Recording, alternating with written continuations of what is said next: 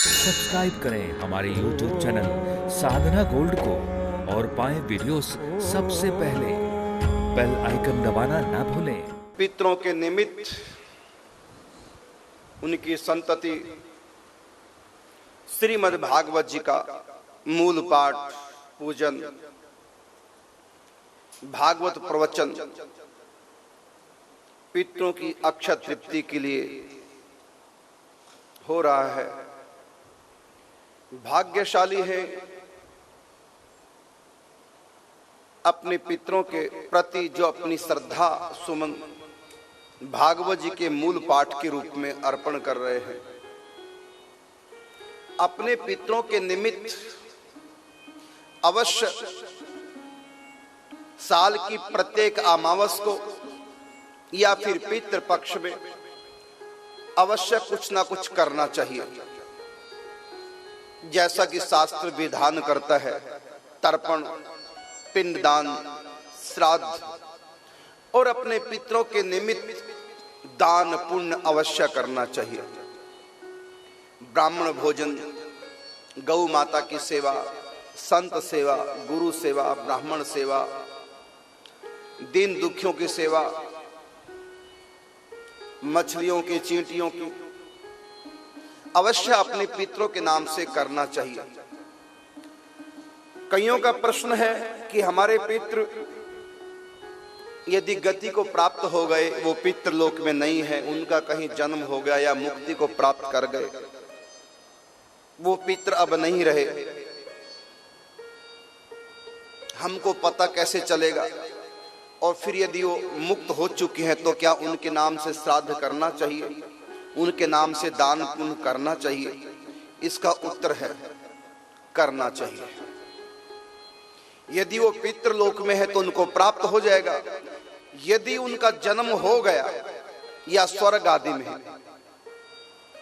तो आपका दिया हुआ दान उनको प्राप्त हो जाता है। ये व्यवस्था परमात्मा के डाक विभाग की है। जो दिवंगत आत्मा है वो पितृलोक में है, नरक में है या स्वर्ग में है, उनका जन्म हो चुका है या भूत प्रेत बन गई है या भगवत धाम में पहुंच गई है। हाँ, भगवत धाम में यदि कोई जीव पहुंच गया, उनके नाम से श्राद्ध अर्पण यदि करते हैं, दान पुण्य करते हैं, वो हमको ही वापस प्राप्त हो जाता है। जैसे कि आपने मनी ऑर्डर भेजा अपने किसी प्रियजन को, यदि उन्होंने नहीं छुड़ाया, उन्होंने नहीं लिया, यहाँ एड्रेस पे वहां नहीं मिले, तो मनी ऑर्डर वापस आपके पास आ जाता है। तो आप जो भगवत प्राप्ति आत्माएं कर गई, आपको पता नहीं, उनके निमित्त आपने दान पुण्य परोपकार किया, आप सुन करके हैरान होंगे, वो आपको इसी जन्म में आपके भाग्य में ऐड हो जाता है, इसी जन्म में आपको प्राप्त होता है।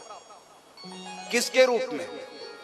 आपकी आवश्यकता जिस चीज की है उस रूप में कन्वर्ट होकर के, रूपांतरित होकर के आपका दिया हुआ दान आपको इसी जन्म में, इसी भाग्य में प्राप्त हो जाएगा, उसी में ज्वाइंट हो जाता है।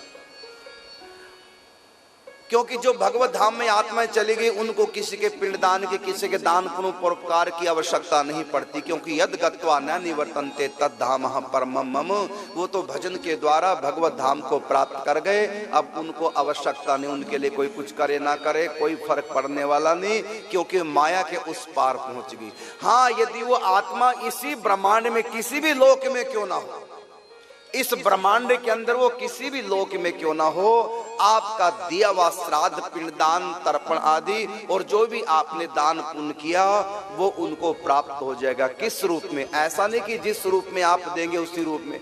यदि आपने पितरों के लिए ब्राह्मण को खीर खिलाई और यदि वो आपके पितर नहीं रहे, मान लो गाय के रूप में उनका जन्म हो चुका है, पितृलोक में नहीं है, मान लो उनका गाय के रूप में जन्म हो गया है, तो आपने जो है ब्राह्मण को खीर खिलाई है तो वो खीर घास के रूप में कन्वर्ट होकर के गाय को प्राप्त हो जाएगी। ये व्यवस्था भगवान के डाक विभाग की है।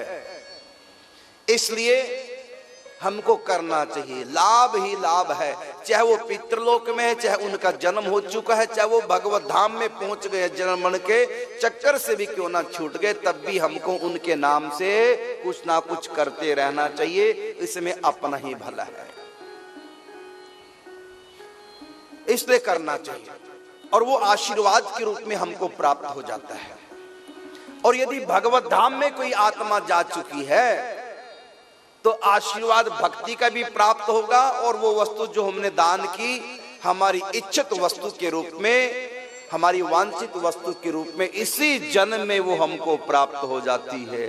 इसलिए हमको पितरों के नाम से अवश्य ही करना चाहिए, चाहे उनकी मुक्ति हुई है, चाहे सदगति हुई है, चाहे नहीं हुई, चाहे पितृलोक।